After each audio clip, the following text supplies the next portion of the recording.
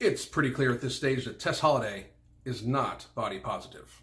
You gotta be so good that they can't ignore you, especially the ones that ain't done shit for you. Yeah, you know exactly what I mean. They stab you in the back and then they ask why you're bleeding. I don't trust words, I trust actions. I don't care what you heard, I'm not slacking. My name is Alan Roberts. This is Every Damn Day Fitness. Like, subscribe, click the notification bell right over here, and share my videos. Subscribe to my second channel, Alan Roberts, in my opinion, of course, link above and below at the end in all those places. And if that was too fast for you, if I speak too fast, try to wrap your head around the concept that you just listen a little too slow. Just saying. Maybe you should do some puzzles, read a few books, stuff like that. Get yourself up there. Anyway, Tess Holliday and the body positivity movement. I talk about them all the time. I really do. And I really do talk about her a lot, and I'm sure that that bothers a lot of people. But I talk about her a lot because I think she's a horrible person, personally. I really do. I think she's very hypocritical. I think that she kind of just completely misrepresents herself. And one of the reasons why is that she claims to be body positive, that you can, everybody's a good body. And I believe that. Everybody is a good body. Everybody is a good body. Not necessarily a healthy body, but every person has worth. Every person should feel good about themselves. And every person should view themselves enough, they should love themselves enough to get healthy. And that's how I view health and body positivity. Body positivity, I also believe, is a hijacked movement. I believe it is a movement that was designed to make people accept where they're at and feel proud about themselves. For people like war veterans who have lost limbs in war, amputees, people born without limbs, burn victims, those sorts of things. People that have survived cancer and have scars from mastectomies and things of that nature. People that should be proud that they fought through hard times in their life, or that they fought through, things that they can't change, things that they were born with, things that they cannot possibly alter about themselves. They should be proud of being themselves. They should feel good about themselves. Body positivity should be a real movement, not hijacked by the fat acceptance movement, who just wants body positivity to relate to, if you weigh 400 pounds, be proud, My thing is, you should love yourself enough to be healthy. The healthiest version of yourself. That is body positivity to me. Body positive to me is being the best version, the healthiest version of yourself that you can possibly be. That is body positive.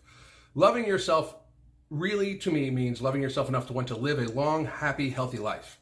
And fat acceptance does not lend to that. It does not lend to that at all. And to my message out there to people that are in the fat acceptance movement, it is okay. I understand that you would have to leave all your friends from that movement. I get it, but you need to get healthy. You really, really do. My wife and I coach obese people to healthy weights all the time, and it is almost every single one of them that has claimed, well, I was at one time in the fat acceptance movement or part of it, or used their hashtags and like that. And almost every single one of them says that when they started losing weight, that the people that they thought were their friends and accepting of them and everything like that came down on them, even if it was for health reasons. Even if they said, hey, I have diabetes now, I need to get healthy, those people still came down on them. And I find that to be just absolutely atrocious. And Tess Holliday is not only not only in that boat, but she is one of the main perpetrators. I often talk about her, because she's a leader of the fat acceptance movement and claims to be a leader of the body positivity movement, which is complete bullshit. I look at her Instagram, and especially when she's been posting working out, which I'm happy she's working out, people, just to be real. I'm very happy she's working out. I'll get to some concerns I have here in just a second, but I'm very happy that she's working out. But if anytime anybody in her comment section ever says, well, good for you, it's about time you got healthy, she encourages people to trash that person. Encourages people to trash that person, just to be real. And that's just the truth. Anybody can go see it unless she starts deleting comments. Anybody can. She will openly watch as members of her, gang, basically, trounce on whoever questions her appearance. They will call the person ugly, and they will call the person, make fun of their physical appearance, their nose, or like that. I did a whole video on that, and that still continues, and Tess still continues to do it herself. She's very hypocritical, in my opinion, and I think that I don't even need to prove that. That can just be seen, very honestly, that can just be seen by her own words. Go check out her Instagram. I encourage everybody to do so. Check out her lifting stuff, and you can find the comments that have the most replies on them are normally the ones that are kind of negative towards Tess in any way, where people then take the opportunity to trash that person along with Tess, just to be real. But recently on her Instagram, she had a very, very telling, very interesting post, and it was, and I'm going to put it up here on the screen. And it says, part of why I started working out more is because this year is going to be my biggest year yet career-wise, and I needed to be mentally prepared for all the blessings coming my way, while maintaining looking like the snack I am. Don't worry, y'all, I'm still going to be your favorite butterball. So a couple very telling things about that. First of all, if you are claiming you are going to stay looking the same while working out, that almost actually implies that you're going to be eating more to maintain that weight. That is not body positive. Why not love your body at whatever weight you end up while you're trying to get healthy? Because that's why you are doing this. I have personally watched the footage of her working out. She is a very unhealthy person. Her mobility is seriously, seriously lacking. Here's how I want you people to view this way. If you cannot do a full expression of a squat all the way down, now I'm not talking with weight on your back or anything like that. If you cannot squat down all the way and get back up as a 30-year-old or 35-year-old or however old she is, you're unhealthy. Bet I should be a savage. Who would have thought it turned me to a savage?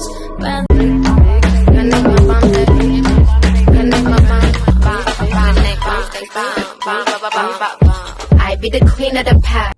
Very, very realistically, you need to be worried about your long-term health, because that is one of the things that will eventually, and I talk about this all the time in all my other videos, being able to squat to full expression, being able to sit down by yourself and get yourself back up off the floor, these are things that keep you out of nursing homes at a very young age, just to be real. She is the type of person that's going to end up having people need to take care of her if she does not take care of her mobility issues. And her mobility issues are literally from being obese. She is hundreds of pounds overweight at this stage, hundreds of pounds of weight overweight.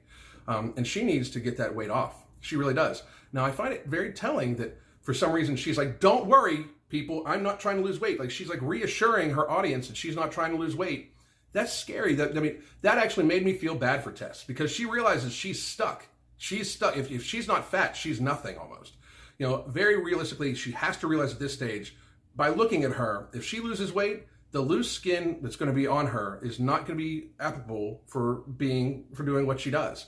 And I'm not knocking anybody with loose skin. I'm just being very realistic. And again, people, just so you understand, the way my channel is set up is I'd rather tell you the truth and hurt your feelings a little bit than watch you die from telling you a lie. And the reality of it is she is stuck to the point where she is reassuring her audience that, don't worry, just because I'm working out, I'm not actually trying to lose weight. How is that healthy for anybody? That is not body positive. That is not loving your body. Loving your body is that she realizes she needs to get healthy. She realizes it. Nobody can say different, because I can watch the footage of her.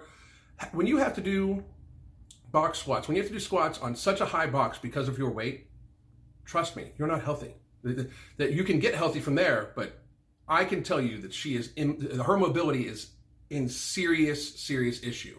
She is seriously lacking in mobility, and that is due to her weight, nothing more. And I'm not even going to talk about what looks to be, like other issues like edema and stuff like that in her, lower body extremities. Her arms, her upper arms show serious unhealthy markers. They just do. I mean, she can talk about how she's going to cover up with tattoos because of this, that, the other thing. She's not a healthy person, to the stage where, I'm sure that that's one of the reasons why. I'm not sure, because I don't know. I'm not her doctor, but I would imagine that that's one of the reasons why she started getting healthy. One of the other reasons why she started working out. But to reassure people that you're going to stay at the same weight, that's not body positive at all. That implies that while you're working out, burning more calories, you are going to start eating more to maintain your weight. That is not healthy. It's a very extremely poor example of what our society needs. So my message to Tess Holliday and the rest of the fat acceptance movement who have hijacked the body positivity movement: let that shit go. Let body positivity be for what it was actually meant to be. Let it be for people that cannot do anything about how their physical appearance, and should be body positive about the struggles they've been through and the struggles that those issues put them through. Let it go back to them, because being obese is something that's completely under somebody's control. It absolutely is. There are very, very, very rare cases where a person has hypothyroidism or Willer-Pratt disease, or certain disorders that cause them to be very, very, very hard to lose weight. Because being obese is literally about eating more calories than you burn on a consistent basis. That's all it is. It is completely within the person's control. Absolutely. And I understand that people want to be loved for who they are. I'm not saying anybody should be denied love, and I'm not saying anybody should be shamed for how they look, whether it's their fault or somebody else's fault, whether they can do something about it or not do something about it. Nobody should be made to feel bad about it. However, when you choose to live in an unhealthy environment, when you choose to put yourself in an unhealthy environment, when you choose to live in an unhealthy lifestyle, such as eating yourself to 300, 400, 500, 600 pounds, you are not healthy, and you should not act like you are. And that sends a horrible message to other people in itself, yet alone when you then take a good movement like the body positivity movement and hijack it all your own, when you are truly, by your own words and actions, not body positive at all. And that's just my 2 cents a matter. My name's Alan Roberts. Hit me up on Instagram at Everyday Day Fitness. Hit me up on Twitter at Everyday Day Fitness. I'm also on Facebook at Everyday Day Fitness and on my internet at everydaydayfitness.net. And again, if that was too fast for you, just listen faster. God damn.